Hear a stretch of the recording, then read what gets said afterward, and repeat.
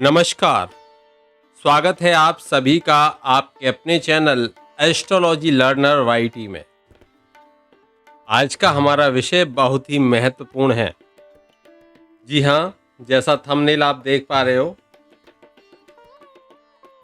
Thumbnail के आधार पर हमने मेष लग्न की जन्म कुंडली अगर किसी की बनती है तो वहां पर मंगल योग कारक माने जाएंगे अथवा मारक माने जाएंगे, क्योंकि मेष लग्न की कुंडली में मंगल लग्न भाव के भी अधिपति होते हैं और अष्टम भाव के भी अधिपति होते हैं।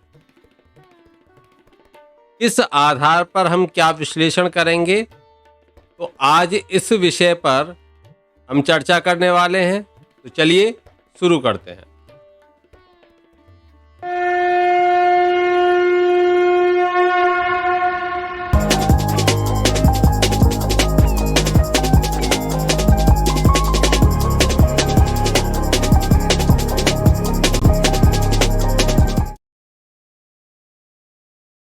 मेष लग्न की कुंडली।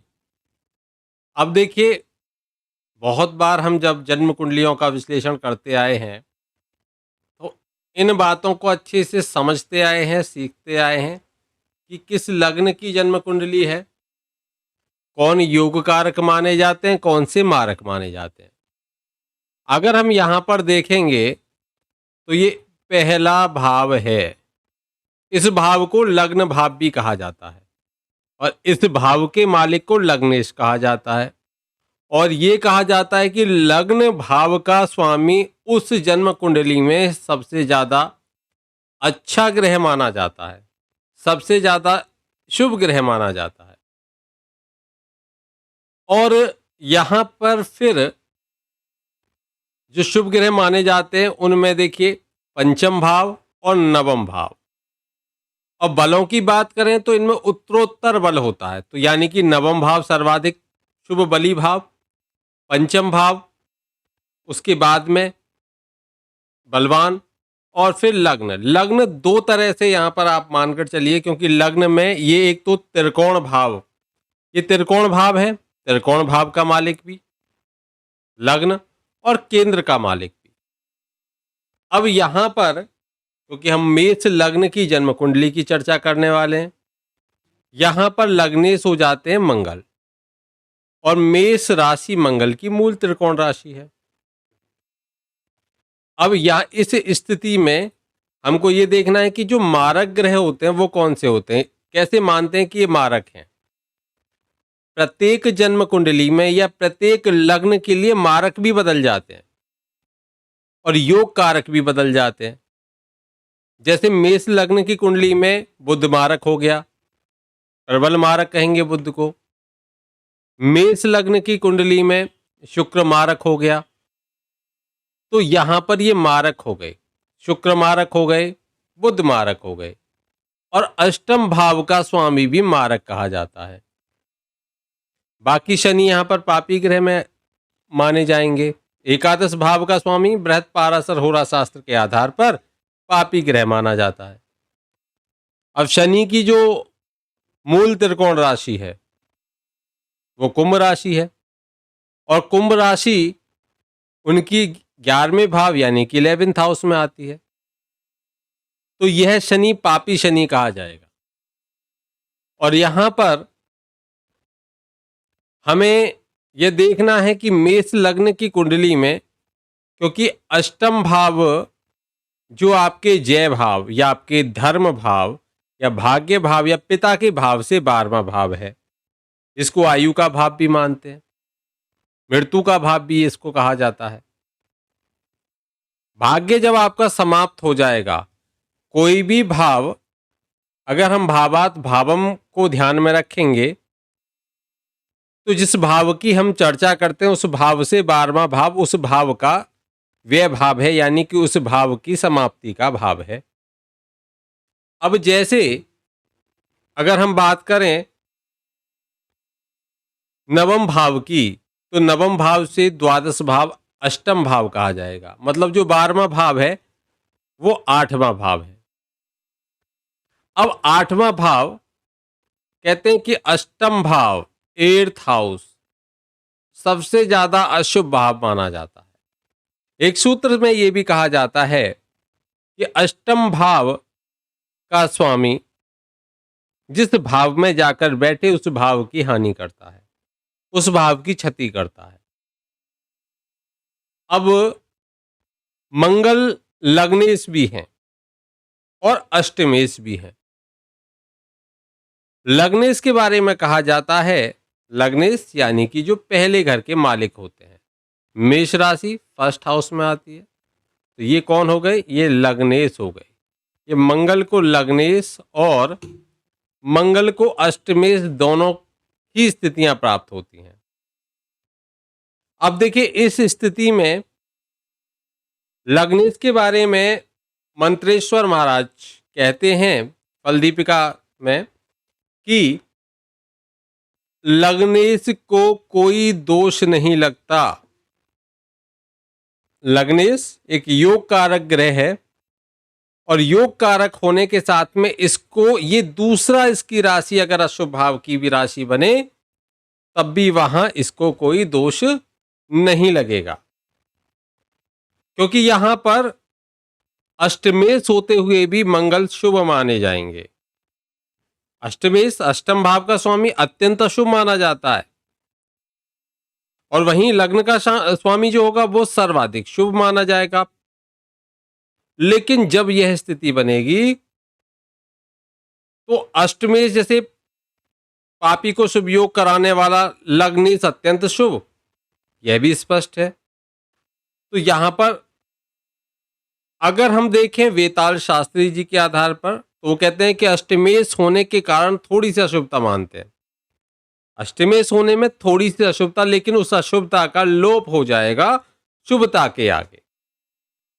तो हम जब मेष लग्न की जन्म कुंडली हो तो मंगल योग कारक माना जाएगा अथवा मारक माना जाएगा। ये मुख्य एक डिस्टर्ब करता है एक तरह से। जब जन्म कुंडली विश्लेषण करते हैं कि आसानी से हम समझते हैं कि अष्टम भाव अशुभ भाव है, जहां बैठेगा उस भाव की हानि करेगा। अब अष्टम भाव के आधार पर मंगल पंचम भाव में बैठ गए, पंचम भाव में मंगल बैठ गए तो क्या करेंगे? ये क्या इस भाव की हानि करेंगे? अब इनको आप लग्नेश मानोगे या इनको अष्टमेश मानोगे? ध्यान दीजिए, जब मेष लग्न की जन्म कुंडली में अष्टम भाव का स्वामी भी और लग्न का स्वामी भी दोनों ही मंगल बनते हैं, और ऐसी स्थिति में यह मंगल यदि पंचम भाव में जाकर बैठते हैं तो यहां पर यह संतान को नष्ट नहीं करेंगे, बल्कि संतान के भाग्य को बढ़ाने वाले, संतान को प्रदान करने वाले हो जाते हैं। ये अवश्य है कि कुछ अस्वस्थताएं देखने को मिल सकती हैं, लेकिन अंततोगत्वा यह मंगल शुभता ही देंगे। 100% शुभता नहीं देते, लेकिन अशुभता से अधिक शुभता इस स्थिति में अवश्य रहती है कि यदि मंगल लग्न भाव के मालिक होकर किसी अशुभ भाव के भी मालिक बने तो उनका लग्न भाव का प्रभाव अधिक देखने को मिलेगा। तो यहां पर अगर हम मंत्रेश्वर महाराज की बात करें तो उनका मानना था कि लग्नेश किसी भी स्थिति में अशुभ नहीं होता, हमेशा शुभ फल देने वाला होगा लग्नेश। लेकिन वहीं वेताल शास्त्री के जी का मानना है कि अष्टमेश होने के कारण थोड़ी अशुभता जरूर होती है, लेकिन अशुभता लग्नेश होने की अतिशय शुभता में विलीन हो जाती है।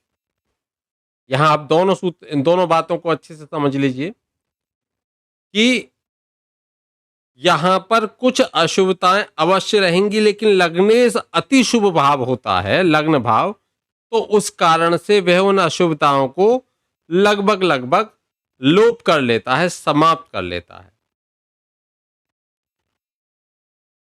अगर हम मंत्रेश्वर जी के विचार देखें तो वो कहते हैं कि यदि लग्नेश हो तो वह चाहे किसी भी स्थान का स्वामी हो शुभ फल ही करेगा। और ये भी कहते हैं कि लग्नेश यदि क्रूर ग्रह भी हो जैसे कि मंगल, तो भी वह जिस भाव में बैठेगा उस भाव की वृद्धि करेगा। यदि वह दुस्थान का यानी कि अनिष्ट भाव का स्वामी है तो भी कोई हानि नहीं करेगा। ये स्पष्ट आप समझ लीजिए।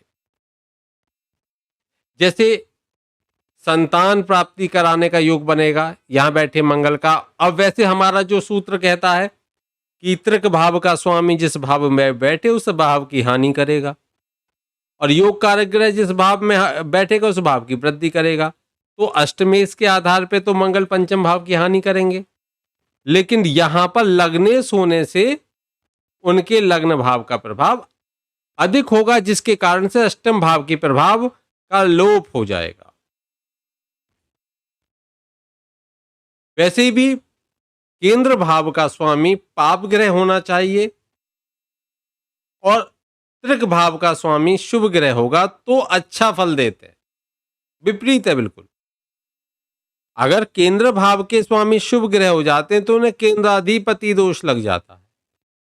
इसके बारे में हम आगे कभी चर्चा करेंगे। अभी हमने जो विश्लेषण किया कि मेष लग्न की कुंडली में मंगल कैसे होते हैं, बहुत बार ये प्रश्न आता है कि यहाँ पर इनको योग कारक माने या इनको माने हम मारक। तो मारकता इनकी रहती है, लेकिन वो मारकता इनकी लग्न भाव के स्वामी होने के कारण बहुत अधिक देखने को नहीं मिलेगी। केवल 10 या 20% उनकी मारकता आपको देखने को मिलेगी। इस तरीके से आप समझ सकते हो। आगे फिर हम बात करेंगे एक नए विषय की। तब तक के लिए जय श्री कृष्णा, राधे राधे। मैं जॉब करूं या करूं अपना बिजनेस, मेरी जॉब कब लगेगी, मुझे संतान सुख कब मिलेगा, कैसा होगा जीवन साथी, क्या मेरी लव मैरिज होगी या होगी अरेंज मैरिज, क्या मैं कभी विदेश जा पाऊंगा, कर्जे बढ़ रहे हैं, इनकम कम हो रही है, बीमारी पीछा नहीं छोड़ रही है, अस्पताल के खर्चे बढ़ रहे हैं, शनि राहु केतु मंगल समस्याएं दे रहे हैं, कहीं आपके जीवन में गलत नंबर तो नहीं आ गया, क्या है आपका लकी नंबर, कौन सा नंबर आपको दिलाएगा सक्सेस, क्या आपने अपनी जन्म कुंडली का अभी तक विश्लेषण कराया है, अगर नहीं कराया है तो दिए हुए नंबर पे संपर्क करके अपनी जन्म कुंडली का विश्लेषण कराइए। जानिए क्या है आपकी जीवन की समस्या, कौन सा ग्रह दे रहा है आपको समस्या, कौन से नंबर्स दे रहे हैं आपको समस्या जाने और उनका समाधान भी आपको मिलेगा।